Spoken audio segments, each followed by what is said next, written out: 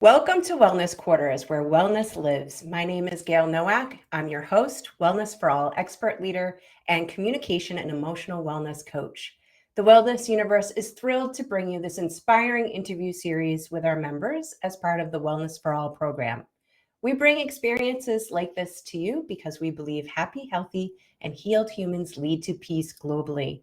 Join us here on the second Tuesday of each month at 5 p.m. Eastern and the fourth Wednesday at 3 p.m. Eastern for a 15-minute session filled with insightful interviews and practical wellness tips from top professionals in the wellness universe. Whether you're seeking inspiration or actionable advice to enhance your well-being, Wellness Quarters is your go-to destination for support on your journey to a healthier, happier life. This pay what you can donation-based program is supported by generous viewers like you. If you'd like to donate, you can do that now, after we're done, or anytime in the future using the link in the chat. And a special thanks to everyone who has already donated. And if you'd like to reach out to me about the show, I'll drop my contacts in the chat as well. At the end of our show today, you'll see a pop-up to leave a rating and review. We're grateful for yours as it helps Wellness Quarters reach more people seeking tools and practices to optimize their well-being. Today, we're speaking with Doris Muna about our energy and soul's journey. Doris is a gifted energy healer with a unique ability to uncover and address the root causes of physical pain, emotional blocks, and spiritual disconnection. With a deep understanding of the mind-body-spirit connection, she customizes healing journeys tailored to each individual's needs. Doris offers remote energy healing sessions, feng shui consultations, meditation guidance, and holistic healing for people and pets, helping her clients restore balance and alignment in their lives. Welcome, Doris.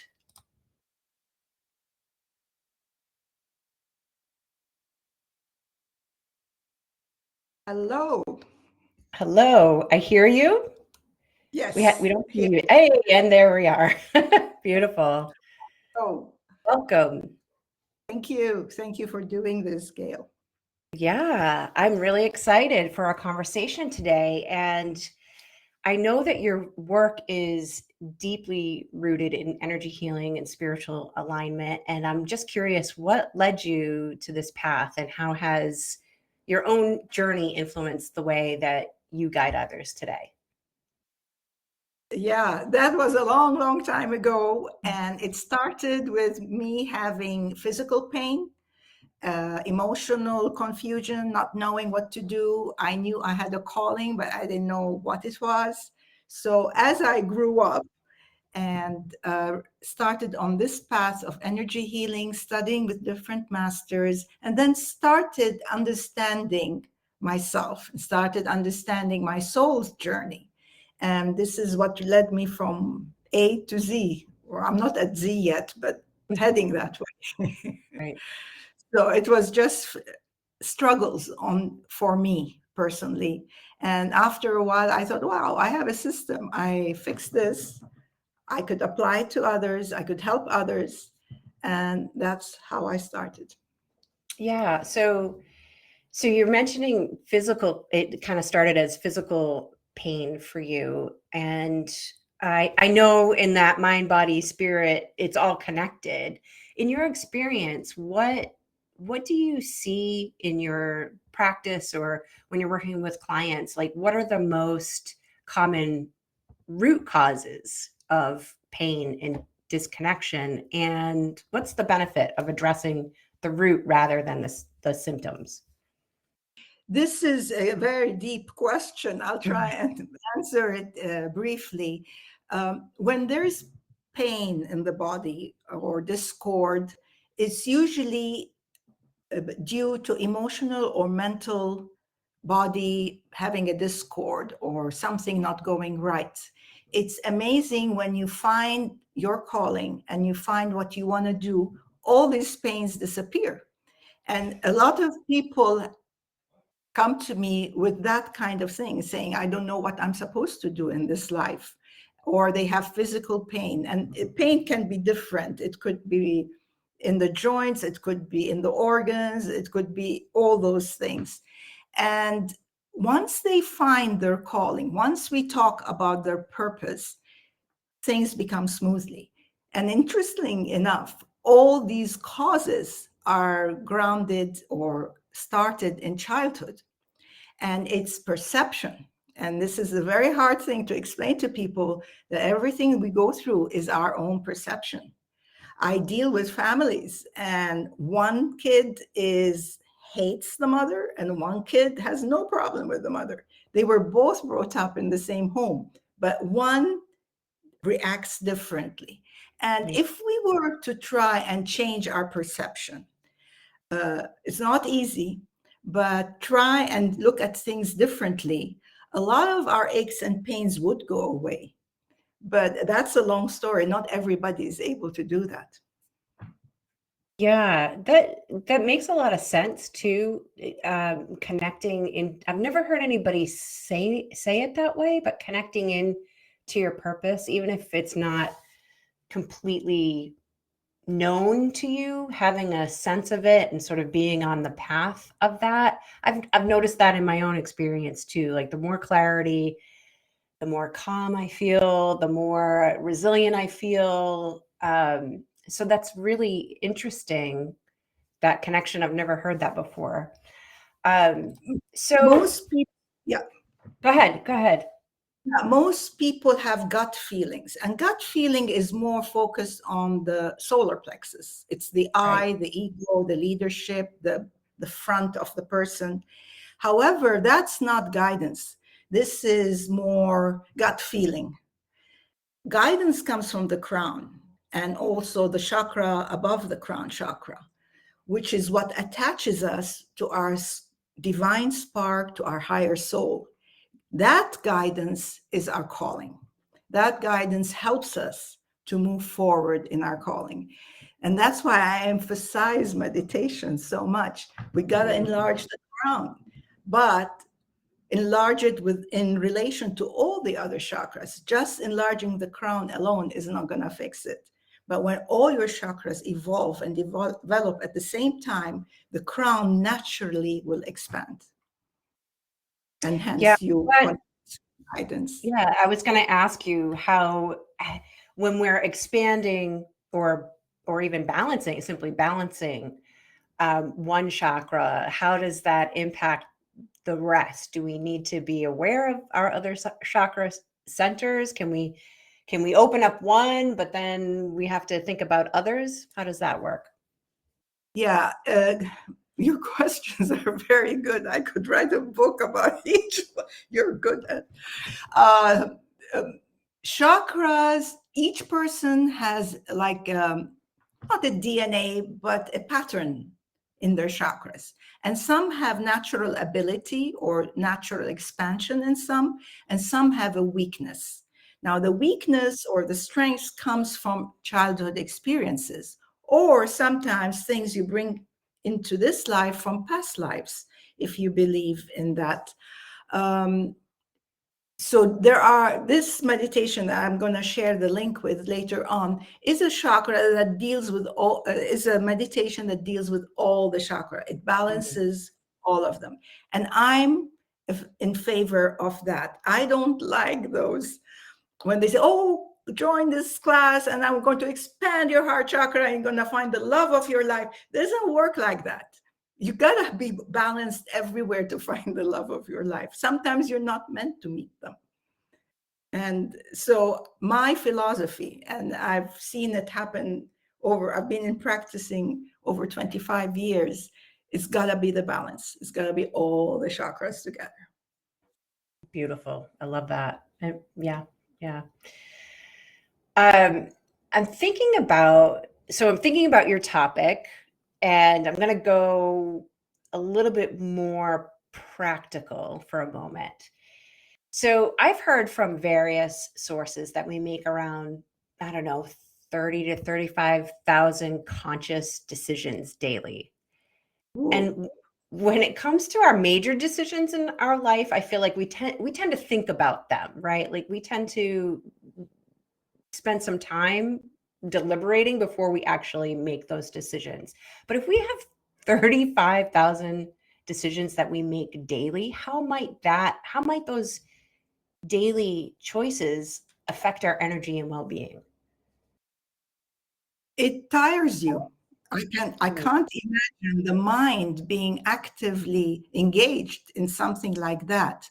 Thich Nhat Hanh said a very nice thing, and I don't know it verbatim, but be in the present. Because if you, every movement we do, we're thinking future. If I want to go to the grocery, you're already thinking future because you're still at home. So why don't you deal with it when you get there? And sometimes we go into the past. They analyze this and analyze that, and there's no need. You're overusing the brain. Meditation helps that monkey brain settle down. It helps us be centered in the no, in the present, in the peace of the present. So, okay, great. I love this because that's been my experience too, is that I've noticed that the thoughts quiet down, especially when you have a regular practice, that just naturally you're not future tripping is one of my favorite favorite words, right? Or you're worried, you're sort of lamenting the past. The anxiety comes down. So talk a little bit more about meditation, as far as how do you make that? I mean, I know it's different for everyone, but are there some guidelines around making that a practice as far as how often, how long? Does it matter? Is it just get out there and do it? It depends on the person, what they want in life. Do they want peaceful, quiet time, or do they want to a little hustle bustle on the side? There is no. I don't tell anyone you should practice every day or you should practice once a week. It's up to the person how they feel. If that meditation puts you in a state of peace and you don't want to do it again, that's your choice. But if you like it and you want to do it on and on, then why not? Try it and see how your life will shift. It is changing the energy of the person from a negative vibration to positive vibrations. And as you know, in the Wu world of classes, a lot of the speakers or a lot of the authors talk about this, changing our vibrational energy. So putting it in the positive. Yeah, yeah. And there's all kinds of different types of meditations too, right? Like I think that some people, when you say the word meditation, they think of the classic or traditional sort of sitting quietly and silently. I found that I came to meditation sort of, I was aware of the traditional, but several years ago, I sort of got this spirit nudge, and it was basically the message of get out and walk your neighborhood. And that became a meditative practice for me. And at first I scoffed at it because I was like, walking, what's that? I used to, when I was younger, I used to work out a lot and, really high intensity workouts. And so I kind of scoffed at it and I was like, well, what's that going to do? That's not going to, I was, how sometimes we have those conversations with spirit where we're like, it doesn't make sense. And this is how I did. I started walking and it started to really help me regulate my emotions and all kinds of benefits that I wasn't expecting. And it really became a meditative practice for me. So, very nice. Yeah, lots of different ways to meditate. A lot of people also say like, I can't sit still for that long, or I can't concentrate for that long, but there's a lot of different ways to go about it. True. Absolutely. Yeah. Beautiful. Well, so I noticed in your bio that you do work with people and pets. So I want to get in a question about that because I love animals.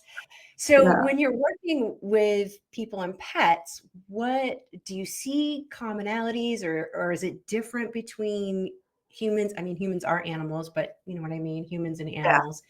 Yeah. Because I always experience animals as very pure energy and not a lot of resistance, but I'm curious what your experience has been.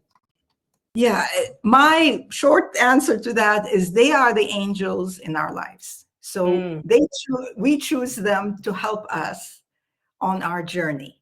And love when that. I have, at first, I used to work with just animals, and then I stopped because I realized it's the client who needs the help, not the animal. The animal is absorbing the client's stuff, and they're with us for a short time.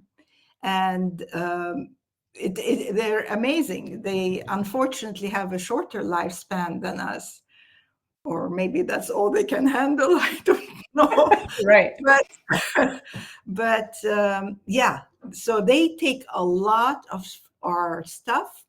And I have a recent client who has a horse, and I told her, talk to your horse, tell your horse your problems. And horses are amazing creatures that are very healers. Like, you talk to them, and if you see, there's a very funny movie, Lessons of a Penguin.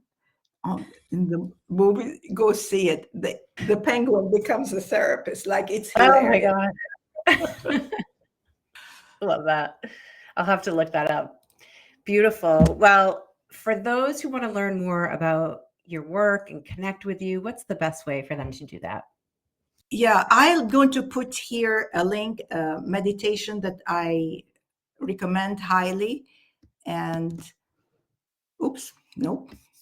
And then I have also a workshop about this meditation. So if people want to, are interested to delve more into it. Okay, I need those glasses. All right. While you're putting that in the chat, I just want to check out what Jeanette said. Okay, walk your neighborhood. Love that. Pets are earth angels for sure, Doris. Yes, I agree. I agree. Okay, there you go. So it's a lot of the meditation I recommend. It's a guided meditation, so you just sit there. It's on YouTube. And then the workshop is April 26th. It's about this meditation. I love it. Well, thank you for sharing that. For those who are with us live and watching the replay, please check out Doris's meditation, her workshop on the 26th. Doris, thank you so much for sharing time, space, and energy with us today. And thanks to everyone who's joining us, watching the replay. We'd love to see you for our next show on Wednesday, April 23rd at 3 p.m. Eastern Time with Jeanette Stewart for our conversation on how to transform your life with gratitude. Until then, be well, everyone. Thank you. Thank you.